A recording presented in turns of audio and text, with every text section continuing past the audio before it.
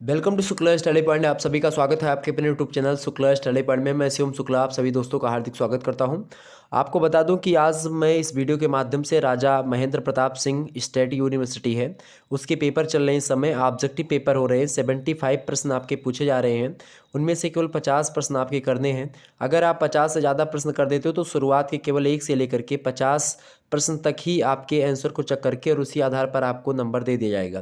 तो इसीलिए आपको करना क्या है, बड़े ही सजगता के साथ आपको 50 ही क्वेश्चंस जो आपको आ रहे हैं उनको छांट लीजिए, पहले से चुन लीजिए भाई मेरे को ये प्रश्न आ रहे हैं और उसके हिसाब से आप उसका उत्तर जो है निर्धारित कर लें। उसके बाद में फिर अपना वो एमआर भरेंगे। यहाँ पर मैं अभी दिखाने का प्रयास करता हूँ। यहाँ पर आप पढ़ सकते हो कि प्रश्न पुस्तिका तब तक ना खोली जाए जब तक आपसे कहा ना जाए। दूसरी बात, प्रश्न पुस्तिका में 75 यानी आप देखेंगे यहाँ पर 75 प्रश्न है। परीक्षार्थी को किन्हीं 50 प्रश्नों की को दी गई ओएमआर उत्तर पत्रक पर ही हल करना है, यानी 50 प्रश्न ही हल करना है। 50 से अधिक प्रश्नों को हल करने की स्थिति में प्रथम 50 उत्तरों को ही मूल्यांकित किया जाएगा। सभी प्रश्नों के अंक समान हैं। तो अब आपको यहाँ पर टेंशन लेने की आवश्यकता नहीं। बहुत सारे जो छात्र छात्राएं हैं वो टेंशन ये ले लेते हैं कि सर जी मैंने तो 50 से अधिक हल कर दिया है तो क्या मेरा नंबर कट जाएगा। आपका नंबर नहीं कटेगा, ये बात ध्यान रखें। नंबर आपका नहीं कटेगा, लेकिन ये होगा कि आप मान लेते हैं कि आपने 51 नंबर वाला क्वेश्चन सही किया है और मान लेते हैं आपने 48 नंबर वाला प्रश्न गलत किया है, तो 51 वाला फिर आपका नहीं जोड़ा जाएगा। ठीक है, अगर आपने 50 से अधिक प्रश्नों को किया है तो क्या किया जाएगा, शुरू से लेकर के यानी 1 से लेकर के आपका 50 तक ही ऐड कर लिया जाएगा और इसमें आपने जो सही किया है उसी को नंबर मिलेगा आपका। बाकी आपने कितना सही किया है उस पर आपको नंबर नहीं दिया जाएगा। तो इसीलिए केवल 50 ही प्रश्नों का उत्तर आपको देना है।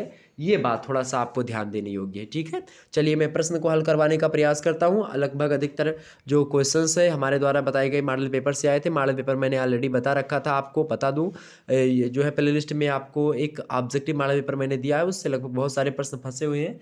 तो आइए देखते हैं कि कौन कौन से प्रश्न पूछे गए थे, उसको मैं सॉल्व करवाने का प्रयास करता हूँ। बीए थर्ड सेमेस्टर, यहाँ पर एक बार फिर से सुनिए, बीए थर्ड सेमेस्टर एग्जामिनेशन 2022-23 की परीक्षा हो रही है पॉलिटिकल साइंस की। पॉलिटिकल प्रोसेस इन इंडिया, यह आपके पेपर का नाम है। ठीक है, आइए देखते हैं यहाँ पर 75 ऑब्जेक्टिव टाइप के प्रश्नों को सॉल्व करने का प्रयास करते हैं। मज़ेदार बात यह होगी कि आपको अंग्रेजी और हिंदी दोनों भाषाओं में आपको पेपर यहाँ पर दिखाई पड़ रहा है। देखिए अंग्रेजी मेरी थोड़ी सी वीक है, तो इसलिए आप लोग क्या करेंगे, अंग्रेजी वाले जितने भी छात्र छात्राएं हैं वो अंग्रेजी में बगल में देखते रहिएगा। ठीक है, यहाँ पर अंग्रेजी में दिया हुआ है और इधर वही हिंदी में लिखा हुआ है। तो मैं हिंदी में पढ़ने का प्रयास करता हूँ क्योंकि हिंदी मेरी अंग्रेजी से ज़्यादा अच्छी है। ठीक, तो आपको मैं बता दूं कि मैं हिंदी में एक प्रश्न का हल करवाने का प्रयास करूंगा। आप लोग अंग्रेजी में, जो अंग्रेजी वाले हो अंग्रेजी देखेंगे, बाकी हिंदी वाले तो देख ही रहे हैं। देखिए, तो यहाँ पर आप देखें नेगेटिव जो है aspects of coalition government is, बताएं करेक्ट आंसर इसका क्या होगा।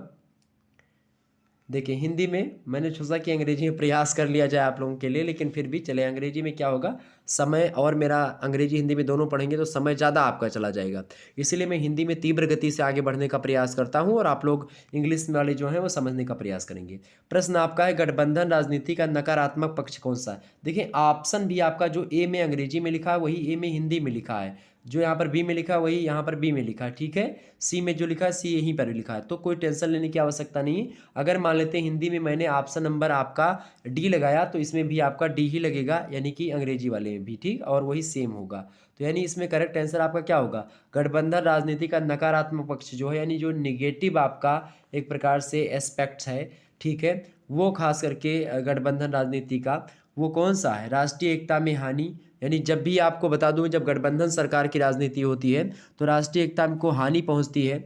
इसके अलावा सरकारें कमज़ोर पड़ जाती हैं, सरकार में अस्थायित्व तो नहीं बना रहता है, सरकारें नष्ट भी हो जाती हैं। ये बात आप सभी को पता होगा, आप लोगों ने उदाहरण भी देखा होगा, चाहे महाराष्ट्र के उदाहरण की बात कर ली जाए या फिर आपको अलग अलग जो है राज्यों में भी इस प्रकार से तख्ता पलट होते रहते हैं। तो ऑप्शन नंबर इसका आप क्या लगाओगे, D option is right answer.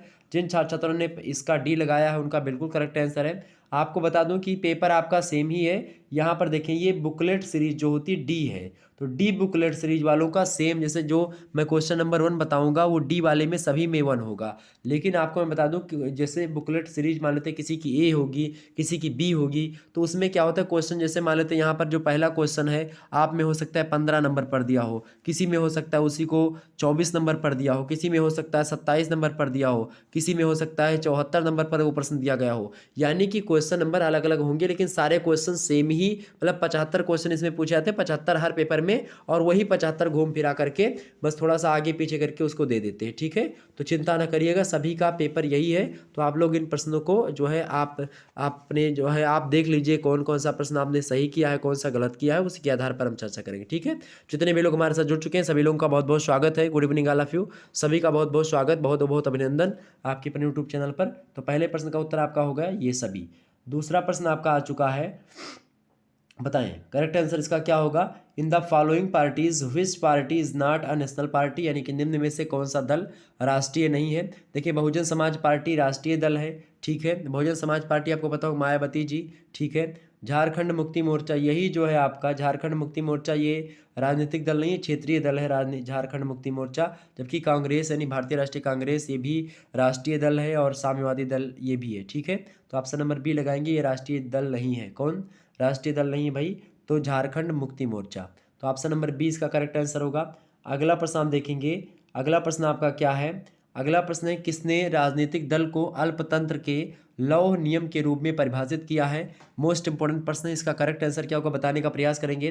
किसने राजनीतिक दल को अल्पतंत्र के लौह नियम के रूप में परिभाषित किया।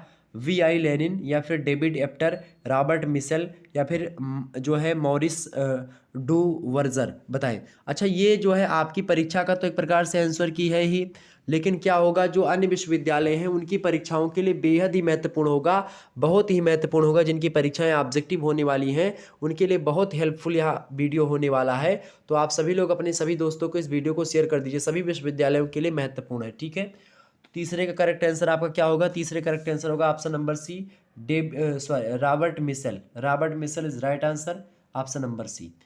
अगला प्रश्न आप देखने का प्रयास करेंगे। चौथा नंबर प्रश्न आपका है कि दबाव समूहों को अज्ञात साम्राज्य किसने कहा।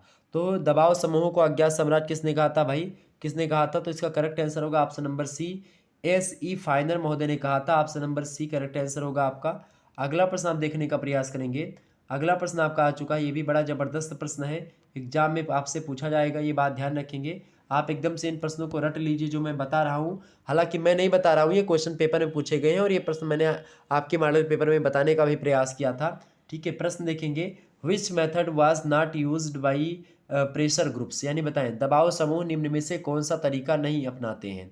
संगोष्ठी, प्रचार, लॉबिंग, देखिए ये तीनों चीज़ें अपनाते हैं। चुनाव नहीं लड़ते हैं, दबाव समूह जो होते हैं ये चुनाव नहीं, यानी पार्टिसिपेट इन इलेक्शन, ये वाला जो है इनकी विशेषता नहीं है। बाकी संगोष्ठियाँ करते हैं, प्रचार करते हैं, लॉबिंग करते हैं, सब करते हैं। ऑप्शन नंबर डी लगाएंगे, चुनाव नहीं लड़ते ये है। ठीक है, छठवां प्रश्न आपका आ चुका है। छठवां प्रश्न क्या है, संविधान की 7वीं अनुसूची में कितनी सूचियां हैं। How many list are there is in the 7th schedule of Indian constitution, बताएं। तो 7वीं अनुसूची में भाई 3 अनुसूचियां हैं।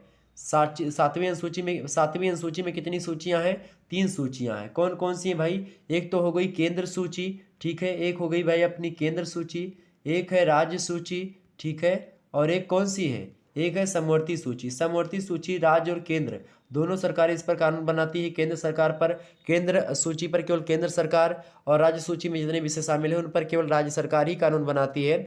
और समवर्ती सूची पर दोनों केंद्र और राज्य दोनों बनाती हैं। लेकिन मान लेते किसी एक ही विषय वस्तु पर अगर राज्य सरकार ने कानून बनाया है और उसी पर केंद्र सरकार भी कानून बनाती है, तो राज्य सरकार का कानून वहाँ पर मान्य नहीं होगा, वहाँ पर केंद्र सरकार का कानून मान्य होगा। ठीक है, तो ऑप्शन नंबर इसका सी होगा छठवें का। सातवां प्रश्न आपकी स्क्रीन पर आ चुका है। प्रश्न है कि निम्न में से किन दलों के गठन में संप्रदाय की प्रमुख भूमिका जो है नहीं रही है, फटाफट से बताने का प्रयास करेंगे। यानी in which of these party organisation religion is not an important factor, बताएं। निम्नांकित में से किन दलों के गठन में संप्रदाय की प्रमुख भूमिका नहीं रही है। तो भाई देखिए हिंदू लीग, मुस्लिम लीग जो है ये सांप्रदायिक मतलब संप्रदाय की भूमिका रही हिंदू लीग, मुस्लिम लीग में, हिंदू महासभा में भी रही है। ठीक है, इसके अलावा जो है शिरोमणि अकाली दल में भी रही, ये सिखों से संबंधित है खास करके। इसके अलावा साम्यवादी दल में जो है ये नहीं रही, साम्यवादी दल में संप्रदाय की भूमिका नहीं रही है। तो ऑप्शन नंबर इसका डी करेक्ट आंसर होगा, communist party. D option is right answer. 8वां प्रश्न आप सभी लोग देखेंगे। प्रश्न आपका है, किस प्रधानमंत्री ने बेटी पढ़ाओ बेटी बचाओ कार्यक्रम का प्रारंभ किया था? बताएं फटाफट से। Beti Padhao Beti Bachao campaign was introduced by which prime minister? बताएं। तो इसको किया था किसने? नरेंद्र मोदी, माननीय नरेंद्र मोदी जी ने किया है। ऑप्शन नंबर इसका डी, बेटी पढ़ाओ बेटी बचाओ का नारा भी दिया है और जो है इसका कार्य मतलब कि कार्यक्रम प्रारंभ भी किया है मोदी जी ने। ऑप्शन नंबर इसका डी करेक्ट आंसर होगा 8वें का। अगला प्रश्न आपका आ गया, देखें 9वां नंबर प्रश्न आपका आ चुका है। 9वां नंबर प्रश्न क्या है आपका, देखने का प्रयास करेंगे सभी लोग, वीडियो को शेयर कर दीजिएगा।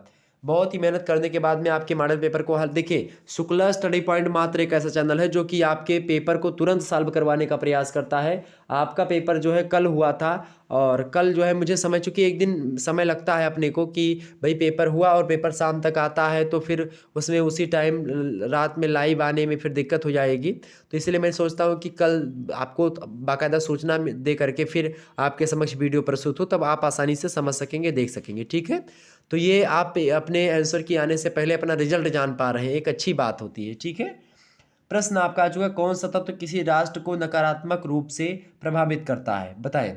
प्रश्न आपका बहुत अच्छा है।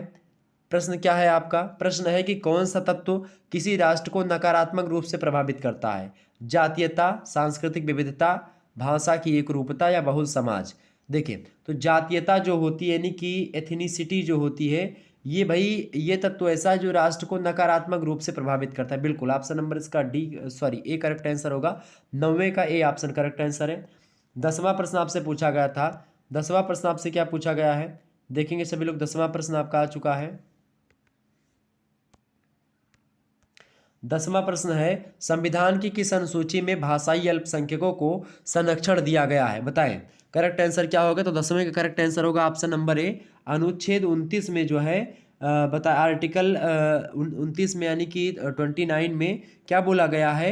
भाषाई अल्पसंख्यकों के बारे में बताया गया है। और इससे रिलेटेड एक प्रश्न आपका और अभी आगे आएगा, उसको भी थोड़ा देखने का प्रयास करेंगे। तो ये बड़ा जबरदस्त प्रश्न है।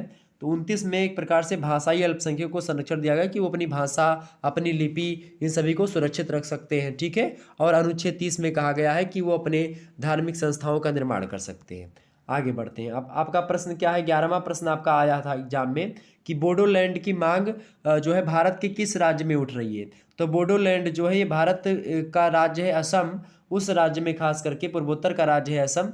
तो उसमें बोडोलैंड की मांग हो रही कि एक अलग राज्य की जो है एक प्रकार से मांग उठ रही है, असम को बांट करके बोडोलैंड अलग कर दिया जाए। तो ऑप्शन नंबर इसका डी करेक्ट आंसर होगा। अगला प्रश्न आप देखिएगा। अगला प्रश्न आपका है, प्लीज बेटा मोमेंट। अगला प्रश्न आपका आ चुका है, चुनाव सुधारों की दिशा में किस चुनाव आयुक्त के द्वारा महत्वपूर्ण सुधार किए गए? बताएं। इसका करेक्ट आंसर क्या होगा? चुनाव, तो देखिए जो है टीके कृष्णमाचारी, इन्होंने भी बढ़िया योगदान दिया है। टीएन शेषन ने भी दिया है और दिनेश गोस्वामी जी ने भी दिया है। चुनाव सुधारों की दिशा में इन लोगों का खास करके बड़ा अच्छा योगदान रहा है। तो ऑप्शन नंबर डी लगाएंगे, all of the above correct answer होगा आपका। अगला प्रश्न आप देखिएगा। अगला प्रश्न आपकी परीक्षा की दृष्टि से बहुत ही महत्वपूर्ण है।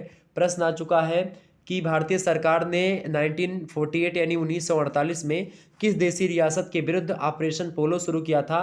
तो ऑपरेशन पोलो जो शुरू किया था, ऑपरेशन पोलो जो है 1948 में शुरू किया गया था। वो हैदराबाद के निज़ाम को एक प्रकार से उनके लिए, हैदराबाद के लिए खास करके हैदराबाद को अपने अंडर करने के लिए। ऑप्शन नंबर इसका कौन सा करेक्ट आंसर होगा? ए ऑप्शन आपका करेक्ट आंसर होगा। आगे बढ़ने का प्रयास करते थोड़ा सा। अगला प्रश्न आपका आ रहा है, देखें 14 नंबर प्रश्न देखेंगे सभी लोग।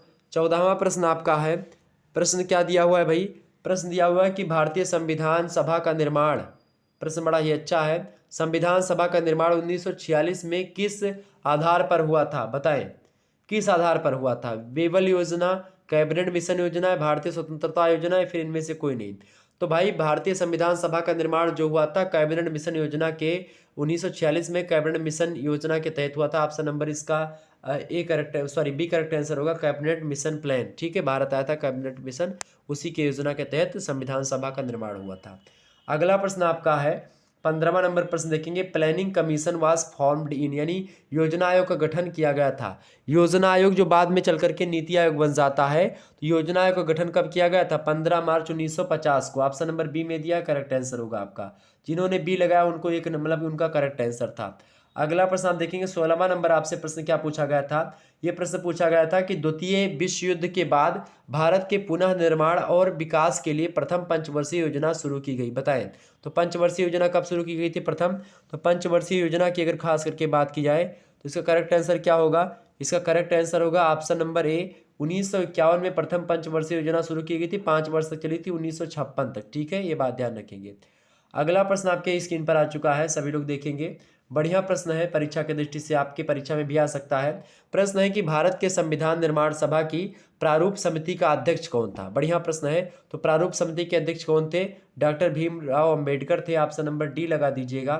डी ऑप्शन जिन्होंने भी लगाया है उनको नंबर मिल गया।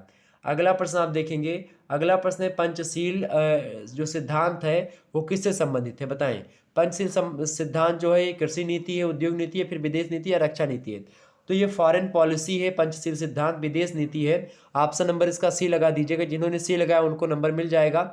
अगला प्रश्न आप देखेंगे, आपसे पूछा गया किसने कहा कि भारतीय स्वतंत्रता समय की गति और परिस्थितियों के दबाव का परिणाम थी? जवाहरलाल नेहरू ने, सुभाष चंद्र बोस ने, या फिर बीपी मेनन ने, डॉक्टर पट्टाभी सीतारामैया ने, बताएं। तो इसका करेक्ट आंसर क्या होगा भाई? देखें, इसमें थोड़ा सा श्योर मैं नहीं हूं इसका करेक्ट आंसर क्या होगा। ये प्रश्न थोड़ा सा संशय में है।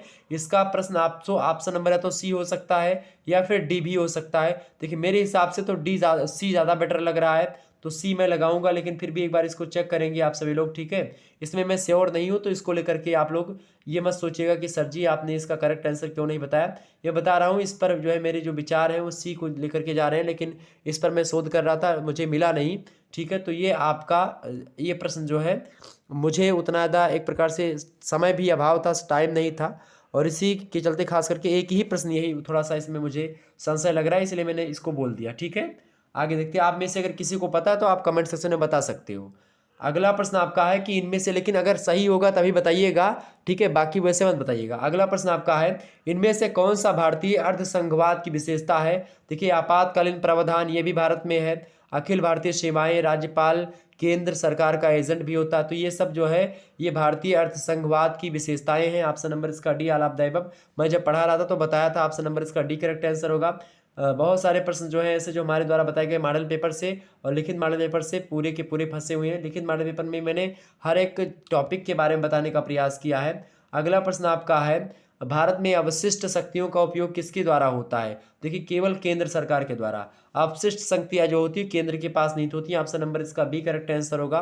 तो ऑप्शन नंबर बी जिन्होंने लगाया उनका करेक्ट आंसर है। अगला प्रश्न आप देखेंगे, अगला प्रश्न है आपसे कह रहा कोलिशन जो शब्द है, कोलिशन शब्द किस भाषा से संबंधित है? तो ये लैटिन भाषा से संबंधित है। ऑप्शन नंबर इसका सी लगा दीजिएगा।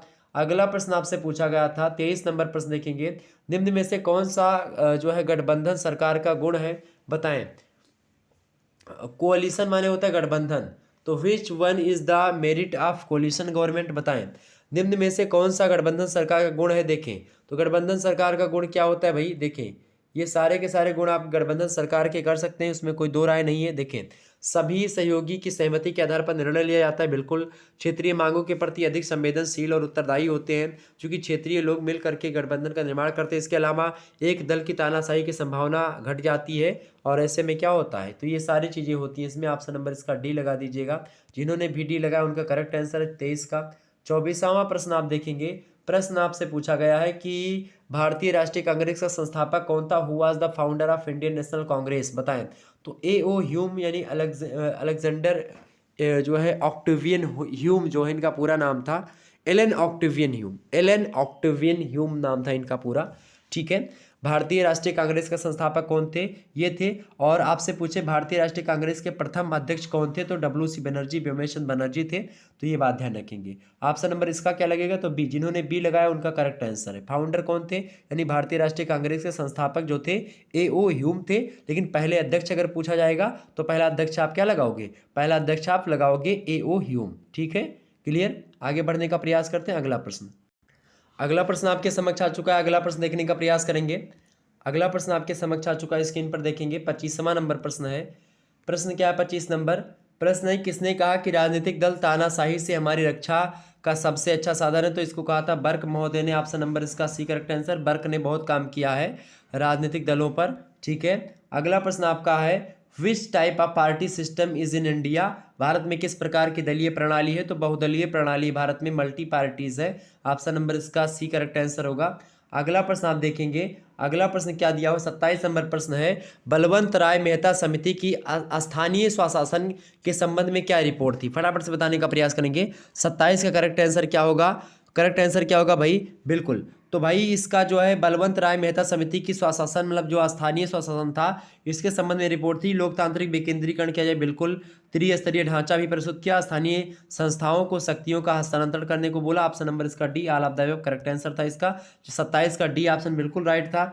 अगला प्रश्न आपका क्या पूछा गया था, अगला प्रश्न पूछा गया था कि 28 नंबर 1959 यानी 1959 में पंचायती राज संस्थाओं की शुरुआत किस राज्य से की गई थी, तो सबसे पहले राजस्थान के नागौर जिले से की गई थी। ऑप्शन नंबर इसका बी करेक्ट आंसर होगा। जिन छात्र छात्रों ने बी लगाया उनका करेक्ट आंसर 28 का। नेक्स्ट प्रश्न आपका आ चुका है, 29 नंबर प्रश्न है कि पंचायत समिति का क्षेत्र है, एरिया ऑफ पंचायत समिति इज, तो एरिया ऑफ पंचायत समिति इज क्या होता है भाई, ब्लॉक बोलते हैं उसको। ऑप्शन नंबर सी, यानी ब्लॉक बोलते हैं, पंचायत समिति का क्षेत्र ब्लॉक होता है। Option number C is right answer. Next प्रश्न, तो जिन्होंने सी लगाया 29 का बिल्कुल करेक्ट है उनका। अगला प्रश्न आपका है, नगर पालिका का सदस्य बनने के लिए न्यूनतम आयु, मतलब न्यूनतम कितनी आयु जरूरी है, बताएं। नगर पालिका, 30वां का करेक्ट आंसर क्या होगा, नगर पालिका बनने के लिए जो होता है सदस्य, खास नगर पालिका का सदस्य बनने के लिए 21 वर्ष की आयु चाहिए। तो जिन्होंने 21 लगाया है उसका बिल्कुल करेक्ट आंसर है। अगर आपसे पूछता कि नगर पालिका का अध्यक्ष बनने के लिए कितना साल चाहिए, तो फिर हो जाता आपका 30 साल। ठीक है, ये बात ध्यान रखेंगे, यानी तब लगता है आपका डी। लेकिन यहाँ पर पूछा क्या गया आपसे, यहाँ पर पूछा गया है कि नगर पालिका का सदस्य बनने के लिए न्यूनतम कितनी आयु जरूरी है, तो 21 साल जरूरी है होना। ऑप्शन नंबर इसका बी करेक्ट आंसर होगा। जिन छात्र छात्रों ने हमारे जो है बी लगाया है उनका बिल्कुल करेक्ट है। हाँ, बी ऑप्शन बिल्कुल राइट है। आगे बढ़ते हैं। अगला प्रश्न, 31 नंबर प्रश्न आपका आ चुका है आपकी स्क्रीन पर, सभी लोग देखने का प्रयास करेंगे। प्रश्न है, दबाव समूह को इस नाम से भी पुकारा जाता है। दबाव समूह किसको बोला जाता है, दबाव समूह को अज्ञात साम्राज्य वही बोला जाता है। ऑप्शन नंबर इसका बी करेक्ट आंसर होगा, अज्ञात साम्राज्य बोला जाता है। बी ऑप्शन राइट होगा इसका। अगला प्रश्न है आपका 32 नंबर प्रश्न देखेंगे। 32 नंबर प्रश्न आपका आ चुका है। प्रश्न देखिएगा सभी लोग। प्रश्न है कि मतदान व्यवहार है, बताएं। मतदान व्यवहार है, मतदान एक सामाजिक व्यवहार है, राजनीतिक व्यवहार है, आर्थिक व्यवहार है। तो मतदान एक राजनीतिक व्यवहार है। ऑप्शन नंबर इसका बी करेक्ट आंसर होगा, पॉलिटिकल बिहेवियर है। अगला प्रश्न आप देखते हैं, 33 नंबर प्रश्न है कि संविधान संशोधन के द्वारा मतदाता की आयु जो है 21 वर्ष से घटा करके 18 वर्ष कर दी गई है। तो कौन सा संविधान संशोधन था वह भाई, तो वह संविधान संशोधन था 61वां संविधान संशोधन। ऑप्शन नंबर इसका ए करेक्ट आंसर होगा। इसके तहत क्या किया गया, इसके तहत जो है 21 वर्ष से जो है वोट डालने की जो आयु थी वो घटा करके 18 वर्ष कर दी गई कि अब 18 साल के जो व्यक्ति होंगे वो वोट डाल सकेंगे 18 साल के ऊपर। आगे देखते हैं। अगला प्रश्न आपका आ चुका है, नोटा यानी कि नन ऑफ दी जिसको बोलते हैं, नन ऑफ द एबव बोलते हैं, in being used in election in India from the year, भारतीय चुनाव में किस वर्ष से नोटा यानी इनमें से कोई नहीं का उपयोग किया जा रहा है। 2014 से किया जा रहा है। वैसे 2013 में ही बन चुका था, लेकिन 14 से फाइनली प्रारंभ हो चुका था राज्यसभा के चुनाव में। तो ऑप्शन नंबर बी ज़्यादा बेटर लगेगा इसका। अगला प्रश्न आप देखिएगा। अगला प्रश्न आपका आ चुका है 35 नंबर प्रश्न देखेंगे। Which one was the issue of politics of succession, बताएं। इनमें से कौन सा अलगाव की राजनीति का मुख्य कारण है, बताएं। मुद्दा, प्रश्न आपसे कह रहा है कि इनमें से कौन सा अलगाव की राजनीति का मुद्दा था। पंजाब का मुद्दा ये भी अलगाव का मुद्दा है, जम्मू कश्मीर का मुद्दा ये भी अलगाव का मुद्दा था, पूर्वोत्तर का मुद्दा भी अलगाव का मुद्दा। ऑप्शन नंबर डी लगाइएगा, ऊपर एक सभी करेक्ट आंसर है। जिन छात्र छात्रों ने डी लगाया उनका बिल्कुल करेक्ट आंसर है, all the above is right answer. Next प्रश्न आपका पूछा गया था 36 नंबर प्रश्न आपसे पूछा गया था आपकी परीक्षा में कि केंद्र सरकार ने सांप्रदायिक दंगों से निपटने के लिए RAF का गठन किया, बताएं। केंद्र सरकार ने सांप्रदायिक दंगों से निपटने के लिए RAF का गठन किया, बताएं। कब किया था RAF का गठन, कब किया गया था भाई, फटाफट से बताने का प्रयास करेंगे। 36 नंबर का करेक्ट आंसर क्या, RAF का फुल फॉर्म क्या होता है? आर माने होता है भैया रेपिड, ठीक है। ए माने होता है आपका एक्शन, ठीक है। और एफ माने होता है फोर्स। तो RAF यानी रैपिड एक्शन फोर्स की स्थापना जो की गई थी वो 1992 में 1992 में की गई थी। ऑप्शन नंबर इसका ए करेक्ट आंसर होगा। जिन्होंने ए लगाया उनका बिल्कुल करेक्ट आंसर है। 37 नंबर प्रश्न आपकी स्क्रीन पर आ चुका है। प्रश्न देखेंगे। प्रश्न आपसे पूछ रहा है कि धर्मनिरपेक्ष राज्य का क्या अर्थ है? Secular state means, secular state means आपसे प्रश्न पूछ रहा है। देखें तो धर्मनिरपेक्ष का राज्य क्या है? ना किसी धर्म का पक्ष लेता है और ना ही किसी धर्म के विरुद्ध जाता है। देखिए विरुद्ध, अगर धर्म जो होगा गलत करेगा तो धर्म के विरुद्ध भी जाता है राज्य, ऐसी बात नहीं है, ठीक है। तो ये बिल्कुल नहीं हो सकता आपका। ना किसी धर्म में हस्तक्षेप करता है, ना किसी धर्म में वृद्धि करता है, ये बिल्कुल भी नहीं, ये नहीं कर आप लगा सकते हैं, ठीक है। ऊपर सभी नहीं लगा सकते, इसमें बिल्कुल नहीं लगा सकते। ऑप्शन नंबर सी ज़्यादा बेटर होगा। सभी धर्मों को धार्मिक स्वतंत्रता प्रदान करता है। ऑप्शन नंबर इसका सी बिल्कुल करेक्ट आंसर होगा। सी ऑप्शन बिल्कुल करेक्ट आंसर है, ऑप्शन नंबर सी। जिन्होंने सी लगाया उनका करेक्ट आंसर होगा। अगला प्रश्न आपका है, अगला प्रश्न है भारत में अन्य पिछड़े वर्गों का आरक्षण है, बताएं कितने परसेंट? 27%। ओबीसी को कितना परसेंट आरक्षण मिला है? 27% आरक्षण किसको मिलता है? ओबीसी वालों को, ठीक है। अदर बैकवर्ड कास्ट यानी अन्य पिछड़ा वर्ग, ठीक है। अगला प्रश्न देखने का प्रयास करेंगे। 39 नंबर प्रश्न है, भारतीय संविधान का कौन सा अनुच्छेद प्रत्येक नागरिक को अपनी भाषा, लिपि और संस्कृति को संरक्षण प्रदान करता है? फटाफट से बताने का प्रयास करेंगे। 39 नंबर का करेक्ट आंसर क्या होगा? बिल्कुल ऑप्शन नंबर सी। 29 नंबर जो प्रश्न है मैंने बोला था शुरुआत में, ठीक है। तो ये जो है भाषाई अल्पसंख्यकों का एक प्रकार से क्या है, जो व्यक्ति अल्पसंख्यक है वो अपनी भाषा को, जो मतलब कम भाषा वाला क्षेत्र है, अपनी भाषा की रक्षा कर सकते हैं, अपनी लिपि को, संस्कृति को बचा सकते हैं। ऑप्शन नंबर इसका सी करेक्ट आंसर होगा, भाषाई अल्पसंख्यक। अगला प्रश्न आपका है, भारत में कौन सा क्षेत्रवाद के उदय का कारण है? इनमें से देखिए भाषा और धर्म, क्षेत्रीय संस्कृति और जनजातीय पहचान, राजनीति, ये सब भारत में क्षेत्रवाद के उदय के कारण है। ऑप्शन नंबर डी इसका करेक्ट आंसर होगा। ऑल ऑफ द अबव, इन सभी प्रश्नों के उत्तर को मैंने बताया भी है। अगला प्रश्न आप देखते हैं, which one of the reason communalism in India, यानी इनमें से कौन सा भारत में सांप्रदायिकता का कारण है? सांप्रदायिक का कारण देखिए पूर्वकालिक विरासत, राजनीति का सांप्रदायिकरण, सामाजिक परिस्थितियां, ये सब जो हैं सांप्रदायिकता का कारण है। ये सब भी मैंने बताया। ऑप्शन नंबर इसका डी करेक्ट आंसर होगा। अगला प्रश्न आप देखते हैं, सारे के सारे प्रश्न बड़े ही अच्छे आए हुए थे, पेपर आपका अच्छा बना था, इसमें कोई दो राय नहीं है। अगला प्रश्न आपका, दल बदल कानून को रोकने के लिए कौन सा संविधान संशोधन 1985 में पास किया गया था? भाई देखें ये प्रश्न बड़ा ही अच्छा पूछा गया था और आपसे सरल कर दिया गया था, क्योंकि 1985 आपसे दे भी दिया गया। तो 1985 में कौन सा संविधान संशोधन हुआ था ये आप सभी को पता भी होगा। कौन सा संविधान संशोधन? 52वां संविधान संशोधन हुआ था 1985 में। तो ये दल बदल कानून को, दल बदल कानून किसमें दिया गया था? 10वीं अनुसूची में इसको शामिल किया गया था।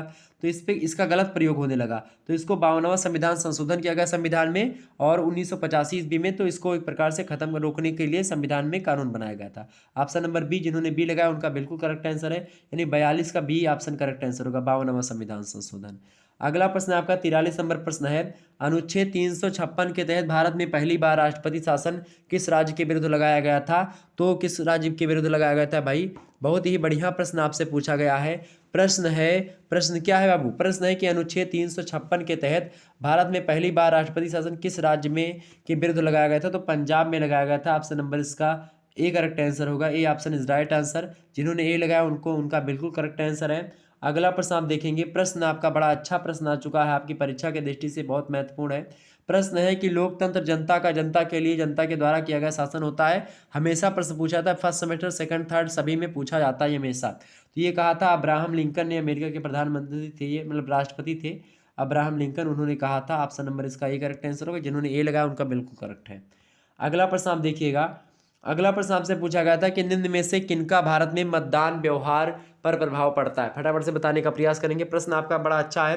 प्रश्न है कि निम्न में से किनका भारत में मतदान व्यवहार पर प्रभाव पड़ता है? जाति, धर्म, विकास, सभी का पड़ता है। ऑप्शन नंबर इसका डी लगा दीजिएगा, उपर्युक्त तो सभी, ठीक है। अगला प्रश्न आप देखेंगे 46 नंबर प्रश्न आपसे पूछा गया है कि कास्ट इन इंडियन पॉलिटिक्स, इस पुस्तक के लेखक कौन है? तो रजनी कोठारी जी हैं। ठीक है, कौन सी पुस्तक? Caste in India, Indian politics, caste in Indian politics पुस्तक के लेखक हैं रजनी कोठारी। बड़ी इंपॉर्टेंट पुस्तक है, ध्यान रखेंगे, एग्जाम में पूछी जाती है। अगला प्रश्न, समाजवादी पार्टी के संस्थापक कौन थे? आपको पता होगा मुलायम सिंह जी थे, मृत्यु हो गई अभी हाल ही में इनकी। ऑप्शन नंबर सी, मुलायम सिंह जी जो थे समाजवादी पार्टी के संस्थापक थे।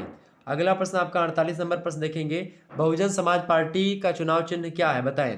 तो बहुजन समाज पार्टी यानी बीएसपी का चुनाव चिन्ह जो है हाथी है। कमल का फूल ये भाजपा का चुनाव चिन्ह है। हाथ का पंजा कांग्रेस का है और साइकिल जो है ये सपा का है। ठीक है, तो ऑप्शन नंबर क्या लगाओगे?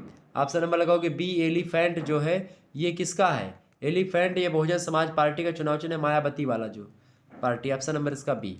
अगला प्रश्न आप देखते हैं 49 नंबर प्रश्न है, स्वतंत्रता पश्चात भारत में किस दल का एक दलीय प्रभुत्व स्थापित हुआ? फटाफट से बताने का प्रयास करें, करेक्ट आंसर इसका क्या होगा? फटाफट से बताने का प्रयास करेंगे। 49 नंबर का करेक्ट आंसर क्या होगा?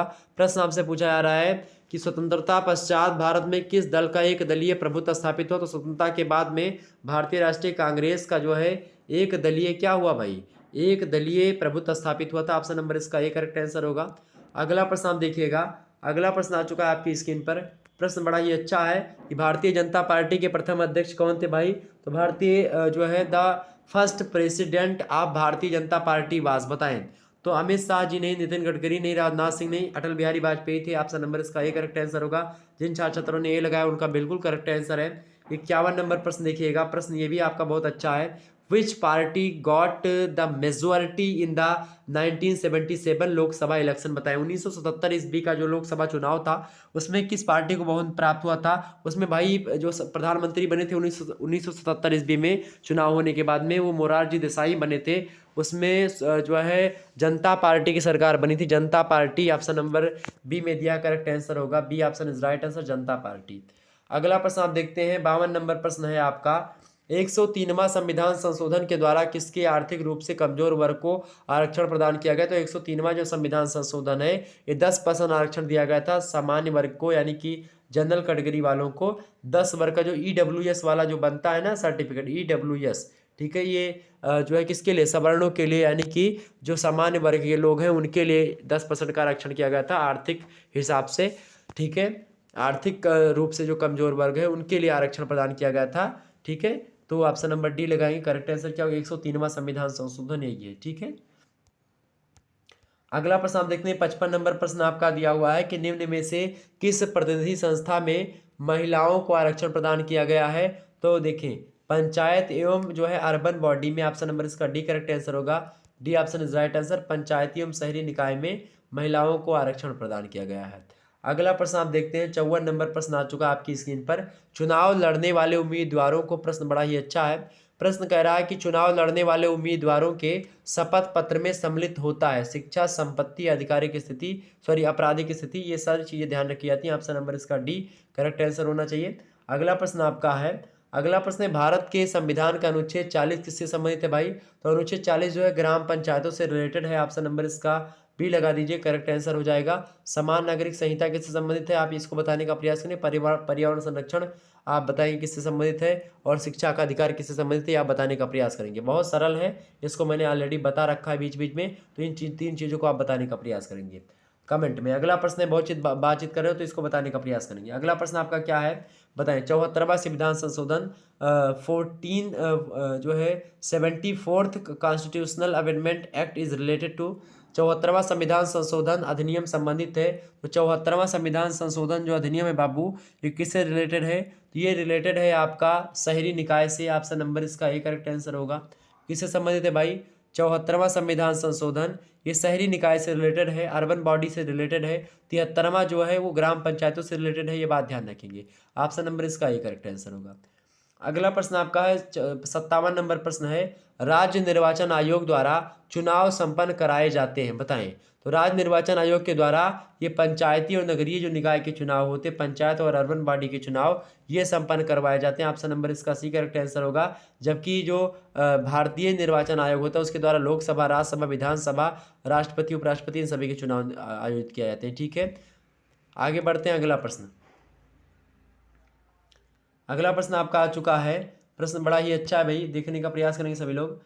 प्रश्न आपका आ चुका है, प्रश्न है भारतीय संविधान की 12वीं अनुसूची को किस संविधान संशोधन के द्वारा जोड़ा गया है? फटाफट से बताने का प्रयास करें। करेक्ट आंसर इसका क्या होगा भाई? सभी लोग बताने का प्रयास करेंगे इसका करेक्ट आंसर क्या होगा। प्रश्न आपसे पूछा जा रहा है कि भारतीय संविधान में 12वीं अनुसूची को किस संविधान संशोधन के द्वारा जोड़ा गया? 73वां संविधान संशोधन, 74वां संविधान संशोधन, 91वां या फिर 100वां संविधान संशोधन। तो 12वीं अनुसूची को जो है जो शामिल किया गया था, ये शामिल किया गया था मेरे प्यारे दोस्तों, कब? वो शामिल किया गया था आपका 74वें संविधान संशोधन के द्वारा। अच्छा, 74वां संविधान संशोधन आपका हुआ था 2000 किस में हुआ था? सॉरी 1992 में, ठीक है, 1992 में हुआ था 74वां संविधान संशोधन। अगला प्रश्न देखने का प्रयास करेंगे। 59 नंबर प्रश्न आपकी स्क्रीन पर आ चुका है। प्रश्न देखेंगे सभी लोग। राज्य के विधेयक को राष्ट्रपति के विचार के लिए कौन आरक्षित करता है? फटाफट से बताने का प्रयास करेंगे। करेक्ट आंसर इसका क्या होगा? बताइए करेक्ट आंसर इसका क्या होगा? राज्य के विधेयक को राष्ट्रपति के विचार के लिए कौन आरक्षित कर सकता है? तो राज्य के विधेयक को राष्ट्रपति के विचार के लिए आरक्षित कर सकता है राज्यपाल। ऑप्शन नंबर इसका ए करेक्ट आंसर होगा। जिन्होंने ए लगाया होगा उनको नंबर मिलेगा। अगला प्रश्न आपसे पूछा गया था।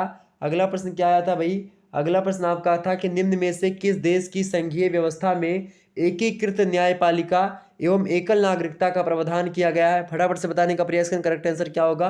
बिल्कुल, तो ये जो है एकीकृत न्यायपालिका और एकल नागरिकता जो है वो खास करके ऐसी संघीय व्यवस्था जो है अपने भारत की ही है। ऑप्शन नंबर इसका डी करेक्ट आंसर होगा। जिन्होंने डी लगाया है उनका बिल्कुल करेक्ट आंसर है। 60 नंबर का D option is right answer. Next प्रश्न, अगला प्रश्न क्या है आपका? अगला प्रश्न आ चुका है थोड़ी सी तबीयत डाउन है उसके लिए माफी चाहेंगे। अगला प्रश्न है आपका कि भारत के किस प्रधानमंत्री के कार्यकाल में नीति आयोग का गठन किया गया? बताएं। नरेंद्र मोदी के शासनकाल में ही, यानी 2014 से ही आप देखते हैं जो योजना आयोग था उसका नाम बदल करके नीति आयोग कर दिया गया। तो ऑप्शन नंबर ए लगाएंगे, माननीय प्रधानमंत्री नरेंद्र मोदी जी। ठीक है, आगे बढ़ते हैं। अगला प्रश्न आपका आ चुका है। 62 नंबर प्रश्न देखने का प्रयास करेंगे।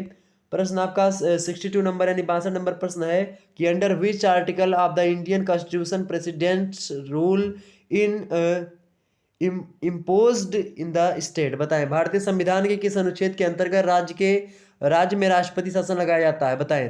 तो अनुच्छेद 356 या 352 या 360? देखें करेक्ट आंसर इसका क्या होगा? फटाफट से बताने का प्रयास करेंगे।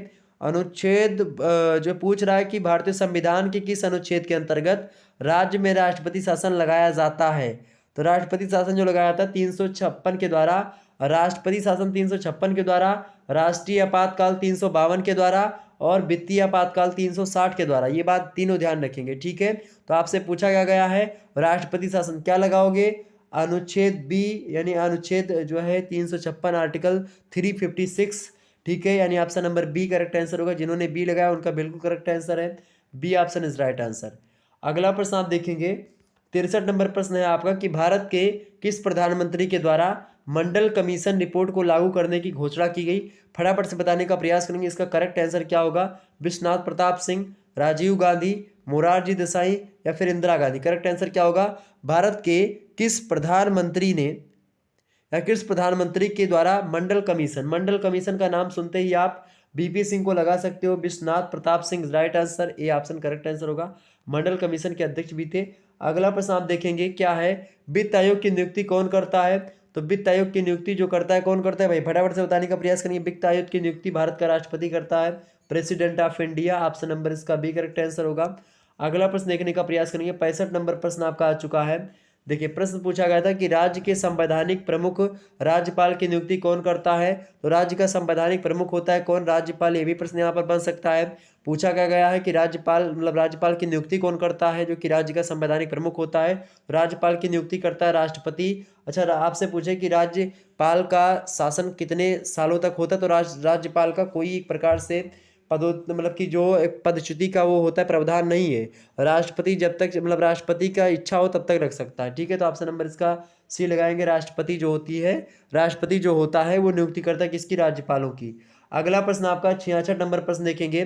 प्रश्न है कि संघीय व्यवस्था में शक्ति विभाजित होती है। एक बार जितने भी लोग देख रहे हैं फटाफट से वीडियो को लाइक और शेयर कर दीजिएगा भाई, बहुत मेहनत करनी पड़ती है। तो एक बार वीडियो को सभी लोग लाइक करेंगे, सभी दोस्तों के पास अपने शेयर कर दीजिएगा। आपके घर में जितने फ़ोन है सभी से चैनल को सब्सक्राइब कर दीजिए और शेयर कर दीजिए। आपके लिए दिन रात मेहनत करने का प्रयास किया था। शुक्ला स्टडी पॉइंट हमेशा आपके जो है भले के लिए रहता है, आपके कमेंट्स को ध्यान रखता है, आपकी हर बात को मानने का प्रयास मैं करता हूँ, ये बात आप ध्यान रखेंगे। मेरी तबीयत बहुत ख़राब थी लेकिन फिर भी मैं आपके लिए ये वीडियो लेने का प्रयास किया हूँ, ठीक है। गला मेरा एकदम से पूरा बैठा हुआ है और जब खाना वगैरह अंदर निकलने का प्रयास करते हैं तो उसमें प्रॉब्लम होती, गले में थोड़ा सा होती नहीं खराश टाइप की, तो वो हो चुकी है। लेकिन फिर भी बोलने में प्रॉब्लम होती थोड़ी सी, ठीक है। लेकिन फिर भी मैं आप लोगों के लिए आया हूं, तो एक बार वीडियो को शेयर अवश्य कर दीजिएगा, लाइक कर दीजिएगा। प्रश्न आपका क्या है कि संघीय व्यवस्था में शक्ति विभाजित होती है। संघीय व्यवस्था में जो शक्ति विभाजित होती है केंद्र और राज्य सरकारों के बीच में विभाजित होती है between centre and state. Option number इसका ए करेक्ट आंसर होगा। नेक्स्ट प्रश्न आप देखते हैं, 67 नंबर प्रश्न है कि राज्य पुनर्गठन अधिनियम जो आपका था, ठीक है, यानी कि under the state reorganisation act 1956 the basis of state reorganisation was made. बताएं, राज्य पुनर्गठन अधिनियम 1956 के अंतर्गत राज्य पुनर्गठन का आधार क्या बनाया गया था? तो भाई यहाँ पर भाषा रखा गया था। ऑप्शन नंबर इसका डी करेक्ट आंसर होगा। D option is right answer. अगला प्रश्न आप देखेंगे, अगला प्रश्न क्या है आपका, और भी आधार थे लेकिन भाषा भी उसमें मुख्य आधार था। अगला प्रश्न है सरकारिया आयोग संबंधित है। बताएं, Sarkaria commission is related to, तो सरकारिया आयोग जो संबंधित है आपका किससे रिलेटेड है भाई? सरकारिया आयोग जो है इसका गठन हुआ था 1983 में, यानी 1983 ईस्वी में, और खास करके केंद्र राज्य से रिलेटेड है, यानी इस सेंटर और स्टेट से रिलेटेड है, यानी केंद्र और राज्य संबंध से संबंधित है, ठीक है। ऑप्शन नंबर इसका ए करेक्ट आंसर होगा। अगला प्रश्न आपका आ चुका है, आपकी परीक्षा की दृष्टि से बहुत महत्वपूर्ण प्रश्न था और आपकी परीक्षा में पूछा भी गया था। प्रश्न क्या था भाई? प्रश्न आपसे पूछा गया था कि भारतीय जनसंघ के संस्थापक थे। बताएं, द फाउंडर ऑफ भारतीय जनसंघ वाज। बताएं, तो इसके संस्थापक थे श्यामा प्रसाद मुखर्जी। ऑप्शन नंबर इसका सी करेक्ट आंसर होगा, ठीक है। C option is right answer. Correct answer क्या होगा? भारतीय जनसंघ के संस्थापक कौन थे? भारतीय जनसंघ के संस्थापक थे भाई श्यामा प्रसाद मुखर्जी। 21 अक्टूबर 1951 ईस्वी को स्थापना हुई थी भारतीय जनसंघ की। अगला प्रश्न है आपका, अगला प्रश्न 70 नंबर देखने का प्रयास करेंगे। प्रश्न आपसे पूछा गया था नेशनल इमरजेंसी वाज डिक्लेयर्ड इन 1975। 1975 में राष्ट्रीय आपातकाल को घोषित किया था। किसने घोषित किया था भाई? तो उस समय देखिए, राष्ट्रीय आपातकाल की घोषणा प्रधानमंत्री नहीं करता है, प्रधानमंत्री की सलाह पर राष्ट्रपति करता है, ये बात आप ध्यान रखेंगे। तो उस समय राष्ट्रपति कौन था, पूछने का मतलब ये है। देखिए, तो यहाँ पर भाई इंदिरा गांधी प्रधानमंत्री थी उस समय जब राष्ट्रपति शासन लागू हुआ था, ठीक है, सॉरी राष्ट्रीय आपातकाल लागू हुआ था। राष्ट्रीय आपातकाल मतलब कि 352 का प्रयोग, ठीक है। तो 1975 में राष्ट्रीय आपातकाल जो घोषित किया गया था उस समय फखरुद्दीन अली अहमद जो थे ये राष्ट्रपति थे, फखरुद्दीन अली अहमद। तो option number A correct answer होगा। इंदिरा गांधी उस समय कौन थी? इंदिरा गांधी उस समय भाई जो है प्रधानमंत्री थी, ठीक है। इंदिरा गांधी प्रधानमंत्री थी, राष्ट्रपति थे फखरुद्दीन अली अहमद। फखरुद्दीन अली अहमद जो थे एकदम से जो इंदिरा गांधी कहती थी वही करते थे, ठीक है। तो खास करके इंदिरा गांधी की बात की जाए तो ये जो इंदिरा गांधी थी इनके सलाह पर फखरुद्दीन अली अहमद ने 1975 में राष्ट्रीय आपातकाल की घोषणा करी थी। 25 जून 1975 को शुरू हो मतलब राष्ट्रीय आपातकाल की घोषणा की जाती है और 21 मार्च 1977 तक चलती है, लगभग 21 महीने चलती है लगभग। आगे बढ़ते हैं, अगला प्रश्न 71 नंबर प्रश्न आपका आ चुका है। 71वां प्रश्न आपका आ चुका है कि निम्न में से किस दल की विचारधारा हिंदू राष्ट्रवाद है? भाई इनमें से भारतीय राष्ट्रीय कांग्रेस की नहीं है, समाजवादी पार्टी की भी नहीं, बहुजन समाज पार्टी की भी नहीं, भारतीय जनता पार्टी। बिल्कुल राइट आंसर होगा option number D. Bharatiya Janata party जो है ये हिंदू विचारधारा, इसकी जो है प्रकार से विचारधारा रही है हिंदू राष्ट्रवाद। अगला प्रश्न आपका 72 नंबर प्रश्न आपसे पूछा गया था। प्रश्न ये भी बड़ा अच्छा था। प्रश्न है कि राजनीतिक दलों की मान्यता प्रदान करता है, तो चुनाव आयोग करता है, इलेक्शन कमीशन करता है। ऑप्शन नंबर इसका ए करेक्ट आंसर होगा, यानी गिव्स जो है रिकॉग्नाइजेशन ऑफ पॉलिटिकल पार्टीज। तो option number A election commission, okay. यानी राजनीतिक दलों की मान्यता जो देता है वो कौन देता है? चुनाव आयोग देता है, ठीक है। आगे बढ़ते हैं, अगला प्रश्न आपका आ चुका है। अगला प्रश्न आप देखेंगे, राष्ट्रीय स्वयंसेवक संघ इज, बताएं, यानी राष्ट्रीय स्वयंसेवक संघ क्या है? एक प्रेशर ग्रुप है या फिर एक पॉलिटिकल पार्टी है या फिर ये दोनों हो सकते हैं? भाई देखिए, एक प्रकार से दोनों तो हो सकती हैं, क्योंकि भाजपा कहीं ना कहीं पे, भाजपा में जितने भी लोग अधिकतर आते हैं वो राष्ट्रीय स्वयंसेवक संघ से ही रिलेटेड होते हैं, लेकिन राष्ट्रीय स्वयंसेवक संघ चुनाव नहीं लड़ता है, ये एक प्रकार से बस सरकार पर क्या करता है, दबाव बनाता है। तो एक प्रकार से इसका ए करेक्ट आंसर होगा। ये एक प्रेशर ग्रुप के तौर पर आप ले सकते हो। ऑप्शन नंबर इसका ए राइट आंसर होगा, ठीक है। अब देखिए यूनिवर्सिटी वाले क्या मानते हैं इसमें, वो दोनों को स्वीकार करेंगे, सी ऑप्शन को या फिर ए ऑप्शन को।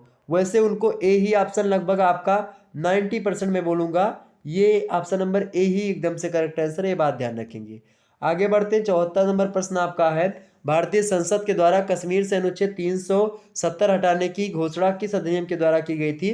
तो जम्मू कश्मीर पुनर्गठन अधिनियम 2019 में जो है हटा दिया गया था, 2019 वाला। ऑप्शन नंबर इसका सी करेक्ट आंसर होगा। जिन्होंने सी लगाया 74 का बिल्कुल करेक्ट आंसर है। और लास्ट प्रश्न इस पेपर का ये था कि भारत में प्रतिवर्ष संविधान दिवस कब मनाया जाता है? तो भारत में प्रतिवर्ष संविधान दिवस जो मनाया जाता है वो 26 नवंबर को मनाया जाता है। ऑप्शन नंबर इसका बी करेक्ट आंसर होगा। जिन्होंने बी लगाया उनका बिल्कुल करेक्ट आंसर है, B option is right answer, 26 November is right answer. तो चलिए फिर मिलते हैं हम नेक्स्ट वीडियो में, तब तक के लिए जय हिंद जय भारत। आप सभी का बहुत बहुत धन्यवाद हमारे से जुड़ने के लिए। इसी प्रकार से अपना प्यार हमेशा बनाए रखिएगा। और बहुत ही तीव्र गति से हमने समझने का प्रयास किया, लगभग 75 महत्वपूर्ण ऑब्जेक्टिव टाइप के प्रश्न इसको हल करवाया। शुक्ला स्टडी पॉइंट मात्र एक ऐसा चैनल है जो सर्वप्रथम इसको करवाने का प्रयास करता है। देखिए सबसे पहले मैं ही करवा रहा हूँ अपने चैनल पर, ठीक है, ये बात ध्यान रखेंगे। तो ये मत जो है एक प्रकार से बाद में मेरा वीडियो देख करके बहुत सारे लोग हो सकता है करवा दें, ठीक है, लेकिन सबसे पहले शुक्ला स्टडी पॉइंट के द्वारा ही किसी पेपर को सॉल्व करवाने का प्रयास किया जाता है। ये आप सभी लोग बिल्कुल विधिवत तरीके से जानते हैं, ठीक है, बिल्कुल। चले फिर मिलते हैं हम नेक्स्ट वीडियो में, तब तक के लिए जय हिंद जय भारत। तो बहुत मेहनत करनी पड़ती, तो इसलिए एक वीडियो मतलब इस वीडियो को लाइक जरूर कर दीजिएगा और अपने सभी दोस्तों से वीडियो को लाइक करवाइए, सभी दोस्तों के पास वीडियो को शेयर कर दीजिएगा। क्योंकि शुक्ला स्टडी पॉइंट आ चुका है आपके लिए हमेशा लगातार, जैसे फर्स्ट सेमेस्टर में हमने आपका साथ दिया, सेकंड में दिया, उसी प्रकार से थर्ड में दूंगा दे रहा हूँ। और इसी प्रकार से आपका फोर्थ में, फिफ्थ में, फिर सिक्स सेमेस्टर में, फिर आगे और भी जो आप पढ़ेंगे उन सभी में आपका साथ देने का प्रयास पूर्ण रूप से किया जाएगा। धन्यवाद, मिलते हैं फिर नेक्स्ट वीडियो, तब तक के लिए जय हिंद जय भारत। आप सभी का बहुत बहुत धन्यवाद हमारे से जुड़ने के लिए। Good night, I love you सभी लोगों को, good night, Ram Ram, okay. चले तो ये सारे के सारे प्रश्न आपने लोगों ने देख लिया, सारे के सारे। इसका जो है एक प्रकार से इसी प्रकार से आपके जो भी सब्जेक्ट होंगे, जिसका भी पेपर होगा, एक बार जो भी पेपर आपका होगा, इससे पेपर जब भी होगा, जैसे हिंदी का मैंने सॉल्व करवा दिया है, पॉलिटिकल साइंस का सॉल्व करवा दिया है, और भी जो क्वेश्चंस पेपर आपके होंगे ऑब्जेक्टिव के, उनको मेरे पास सेंड करिएगा। मेरा नंबर है 91, मतलब मेरा इस व्हाट्सअप नंबर पर सेंड करिए, 91 61 93 60 62, ये व्हाट्सअप नंबर है। इस पर आप पेपर को की पीडीएफ बना करके, जैसे इन जो छात्र ने भेजा है उसने पीडीएफ बना करके ही भेजा, तो आप ऐसा करेंगे इसी प्रकार से पीडीएफ बना करके भेज देंगे एकदम सीरियल से। देखें जैसे इन्होंने भेजा है हमारे पास, सीरियल से बना करके भेजा पीडीएफ एकदम सीरियल से, ये पीडीएफ इस प्रकार से, ठीक है। तो इस प्रकार से आप पीडीएफ बना करके हमारे पास सेंड कर सकते हो ऐसे पेपर, ठीक है। साफ साफ फोटो खींचेंगे और पीडीएफ बना करके हमारे नंबर पर सेंड कर देंगे, तो आपका पेपर जो है मैं सॉल्व करवाने का प्रयास करूंगा, ठीक है। 1-2 दिनों में आपका सॉल्व पेपर हो जाएगा, ये बात आप ध्यान रखेंगे। मिलते हैं फिर नेक्स्ट वीडियो में, तब तक के लिए जय हिंद जय भारत। आप सभी का बहुत बहुत धन्यवाद। Good night, I love you सभी लोगों को, धन्यवाद।